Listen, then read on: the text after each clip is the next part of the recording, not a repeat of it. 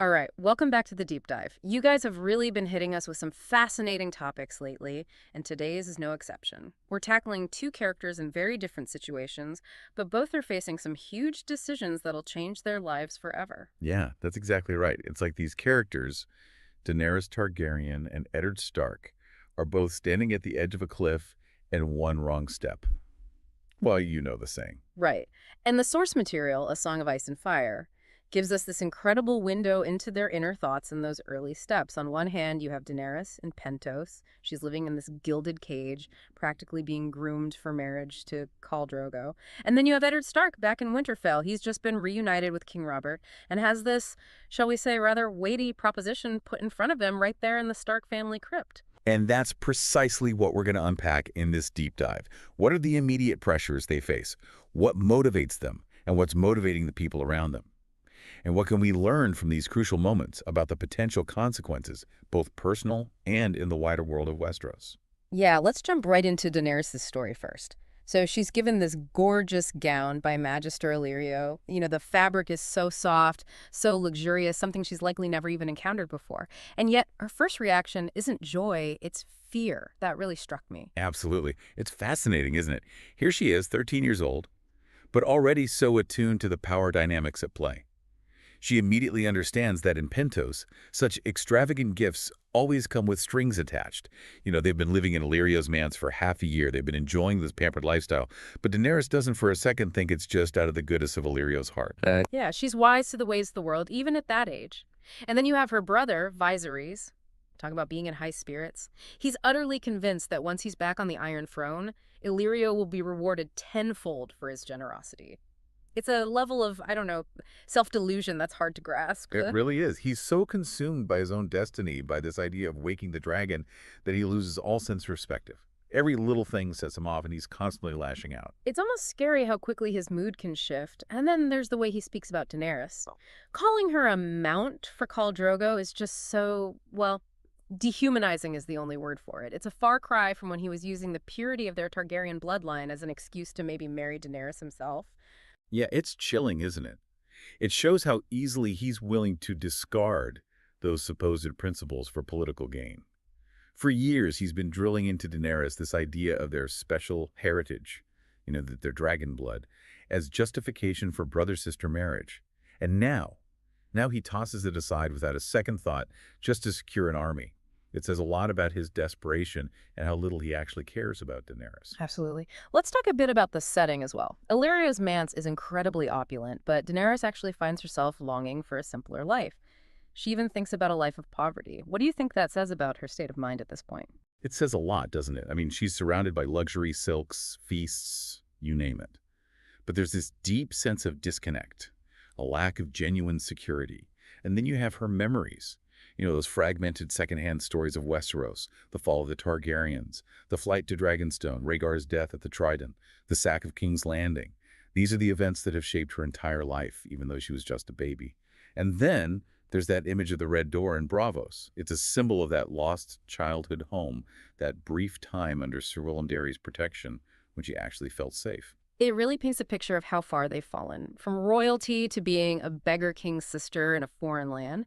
And now she's facing this impending marriage to Khal Drogo, this powerful Dothraki warlord. Right. And the descriptions of Dothraki customs, things like even slaves wearing golden collars. It paints this picture of a culture that's both fascinating and potentially terrifying to Daenerys. And then there's Drogo himself, this almost mythical figure, wealthy, powerful, undefeated in battle, his long braid a symbol of his victories. It's no wonder Daenerys is afraid of him, especially compared to Viserys, who's so erratic and unpredictable. And you have to remember, the Dothraki move in these massive groups called khalasars. Essentially, it's their whole world, their military force, their society, all rolled into one. Right, it's this huge cultural difference, this vast unknown she's stepping into, and she's left grappling with this internal conflict. On the one hand, there's the Targaryen tradition of brother-sister marriage, something that Viserys himself has been promoting for years, and on the other, there's this reality that she's being sold off to a complete stranger from a culture that's completely alien to her. Exactly. It's a moment of intense inner turmoil for her. She's trying to reconcile these conflicting ideas of duty, tradition, and what she actually wants for herself. She's being forced to face this stark reality that clashes with everything she's been taught about her family, her heritage, and her place in the world. Okay, and then we have these pre-wedding preparations, all these symbolic rituals, the bathing, the anointing, all performed by Illyrio's slaves. Even those acts take on a slightly unsettling tone when you consider the power dynamics at play. And then there's the description of the gown, the jewelry, the heavy golden torque. It almost feels more like a marking than adornment. I agree, and Daenerys herself has this unsettling feeling that she's like one of Drogo's slaves with their golden collars. It's such a powerful image that highlights her complete lack of agency in all of this. She's being dressed, presented as a possession, a bargaining chip in Viserys' grand scheme. And that whole dynamic is emphasized even further when they meet with Illyrio and Drogo. Illyrio is all flattery and political maneuvering. And Viserys just comes across as deeply insecure, even questioning whether Drogo will be attracted to Daenerys because of her youth. And Illyrio's response to that, his casual dismissal of Viserys' concerns, really speaks volumes.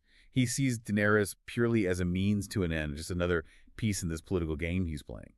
And Viserys, well, he's so fixated on reclaiming his birthright that he's completely blind to the realities of the situation. He's making all these derogatory comments about the Dothraki, even though he's hoping to command their army. It just showcases his arrogance and how little he understands the people he's trying to manipulate. Totally. Okay, so they're off on their journey to Drogo's manse. They're riding in Illyrio's luxurious palanquin, which is such a stark contrast to the dark streets of Pentos. And inside, Viserys is completely lost in these delusional pronouncements about how he's going to reclaim the Seven Kingdoms with a small Dothraki force. He seems genuinely convinced that everyone will just flock to his banner. And Illyrio, well, he's not exactly discouraging these fantasies. He feeds Viserys these carefully crafted reassurances, most of which are probably outright lies. You can really see how desperate Viserys is for any shred of hope, no matter how improbable. And then you have his vengeful fantasies about Robert Baratheon, the usurper, and the Lannisters. It just highlights the deep-seated resentment that's eating him alive. It's like he's so consumed by the past that he can't see the present dangers, and then they arrive at Drogo's manse. Just the description of the manse itself, with that lone, unsullied guard standing watch, is an immediate display of Drogo's power, and you can almost see the fear flicker behind Viserys' arrogant facade. Right. And then Illyrio throws in this subtle warning about the usurper potentially posing a threat. It's a reminder that while Viserys is stuck in the past, there are very real dangers in the present. And then we come to the feast. The descriptions of the manse itself, the sheer variety of guests, and then Daenerys realizes that she's the only woman there. Yeah, that really stood out to me. Talk about being isolated. It immediately sets her apart, makes her vulnerability that much more apparent. And then we have the introductions of all these key players. Drogo's blood riders, Khal Moro, that representative from Tyrosh, and Ser Jorah Mormont, the exiled Westerosi knight. According to Illyrio, he's in Robert Baratheon's service. Viserys is immediately drawn to him, desperate for any connection to his lost homeland. That's a really interesting point. You can almost see Viserys latching onto Jorah as this potential lifeline. And then finally, Khal Drogo himself enters. He's imposing, surprisingly youthful, and that incredibly long braid, a testament to his undefeated status, makes a huge statement. To a Dothraki, cutting that braid would be the ultimate shame, the ultimate defeat. Viserys compares him to Aegon the Conqueror, which is almost laughable considering how he was talking about the Dothraki earlier. I know, right? But for Daenerys, there's no sense of a conquering hero. She's just terrified. All she can think about is going home and Viserys. Well, he reminds her in no uncertain terms that they are exiles. He's going to use her to get what he wants, even if it means handing her over to Drogo's entire Khalasar. It's a horrifying moment that reveals just how little he cares for her well-being. And then he orders her to smile, to be presentable. It's like she's a puppet in his play. It's just sad. You see this huge disconnect between Viserys' grand dreams and the grim reality of their situation. It's truly tragic. Okay, so we have Daenerys facing this enormous personal upheaval. Now let's shift gears and travel across the narrow sea to Winterfell, where Eddard Stark is grappling with a very different kind of challenge. He's being called to duty, to power. And that call will also change his life irrevocably. The arrival of King Robert and his entourage is a spectacle. The gold, the silver, the steel, the Baratheon banners. It must have been quite a sight in the more understated north. Yeah, you have this sudden influx of southern opulence into the Stark stronghold, and immediately these key figures are introduced. Jaime and Tyrion Lannister, Sandor Clegane, and Joffrey, the Crown Prince. It really sets the stage for all the political intrigue that will follow. But the focus quickly shifts to Robert himself, and he's really not the man Ned remembers. 15 years of kingship have left their mark on him. He's heavier, his face is lined, and the scent of leather and blood has been replaced by perfume. What did you think of that contrast? It's incredibly poignant, isn't it? It shows the toll that leadership, and maybe a life of indulgence, can take. This isn't the legendary warrior at the Lord of Storm's End that Ned fought alongside. Yeah. But despite the changes, Robert's genuine affection for Ned is immediately apparent. That bone-crunching hug, that exclamation about finally seeing his frozen face, you can tell he's happy to be reunited with his old friend. And right away, almost as soon as he sets foot in Winterfell, he asks to be taken to the crypt to see Lyanna's tomb. All these years later, and his grief is still raw, it really speaks volumes about the depth of his feelings for her. And you have that moment where the queen, Cersei, objects and Jaime steps in to smooth things over. It hints at the underlying tension within the royal party and maybe even Cersei's own resentment over Robert's lingering attachment to Lyanna. Yeah, exactly. And Robert's insistence on visiting the crypt right away just underscores how important Lyanna's memory is to him. It's clearly a wound that hasn't healed. Okay, so they descend into the crypt, and you have this really atmospheric shift. The narrow, winding steps, the coldness of the air. It's a world away from the sunny south that Robert seems to prefer. And he even makes comments about how big the north is and how few people there are. And Ned, being Ned, just jokes about Northerners being shy. Right. But you're right, it emphasizes the stark difference between the two regions. And Robert, well, he's clearly not comfortable in this environment. He complains about the cold, the snow, and his apprehension about winter foreshadows the challenges he'll face, both literally and metaphorically. Totally. And then he launches into this description of the South, and it's so different from the North. He talks about the beauty of Highgarden, the abundance of food, the cheap summer wines, how the women don't wear much because of the heat. It's almost like he's trying to convince himself that the South is paradise. Contrast to the more somber atmosphere of Winterfell and to Ned's reserved personality. And it really highlights those fundamental differences between them. Robert is a man of excess, of indulgence, while Ned is all about duty and honor. Reaching Lyanna's tomb is a really heavy moment. You know, the Stark tombs, each with an iron longsword laid across it. It's such a powerful image, such a strong tradition. And Robert's just overcome with grief when he sees Lyanna's likeness. He talks about how she shouldn't be buried in this cold, dark place. It's clear he's still haunted by her death. And Ned quietly says that this is where Lyanna wanted to be, with her family. It reinforces her connection to the North, to her Stark identity. And then we get those glimpses into Ned's memories of her death. The promise he made in a room that smelled of blood and roses, her peaceful smile, the rose petals falling from her hand. Those are such poignant details. They reveal how deeply Lyanna's death affected him.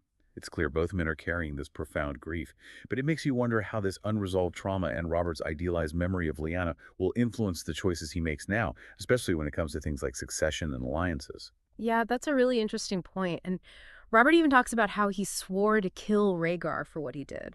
He says that even killing Rhaegar every night in his dreams isn't enough. It highlights the depth of his pain and maybe even some lingering guilt. It's like he can't escape the past. He won the throne at the Battle of the Trident, but it came at a huge personal cost. Absolutely.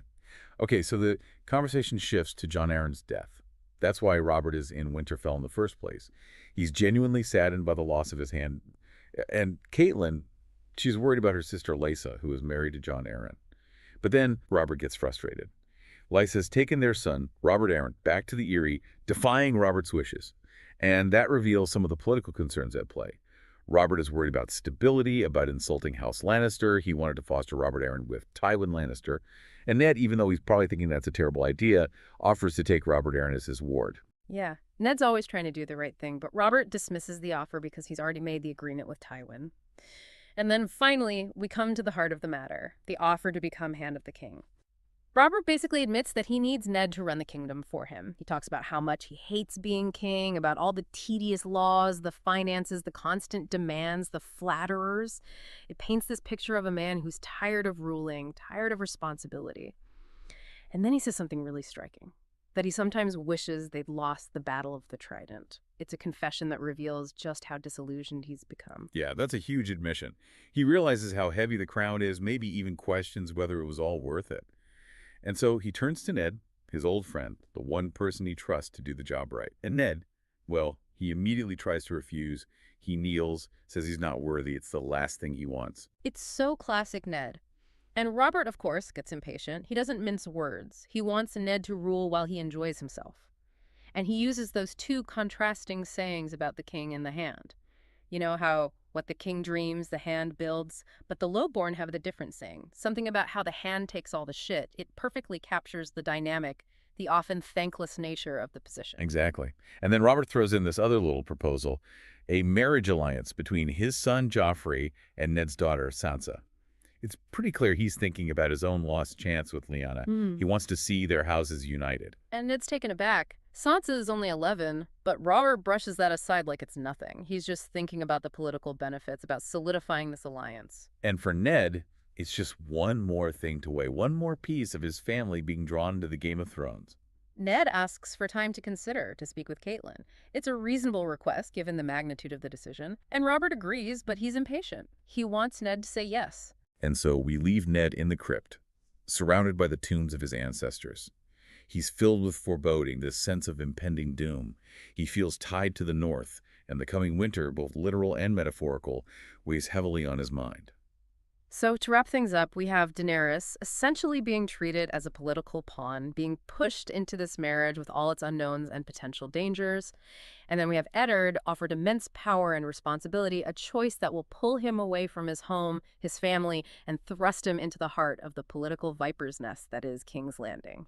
The differences in their situations, the pressures they face, the motivations driving them, it's fascinating, isn't it?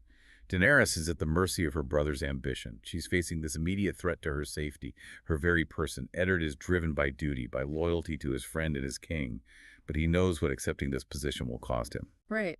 And this leaves you with some questions to ponder. What do you see as the short-term and long-term consequences of these decisions, both for Daenerys and Eddard? How do you think their initial reactions, their fears, their reservations will shape their actions in the future, ultimately influencing their fates? What does this glimpse into their lives reveal about the nature of power, about duty, about sacrifices that often come with both? And here's one final thought-provoking question for you. How do you think seemingly unrelated personal choices, driven by individual circumstances and outside pressures, can set in motion events that reshape entire worlds? What unforeseen consequences might ripple outward from Daenerys' forced marriage and Pentos and Eddard's decision in the cold depths of Winterfell's crypt? It really makes you think about how interconnected our lives are, how individual choices can impact the grand course of history.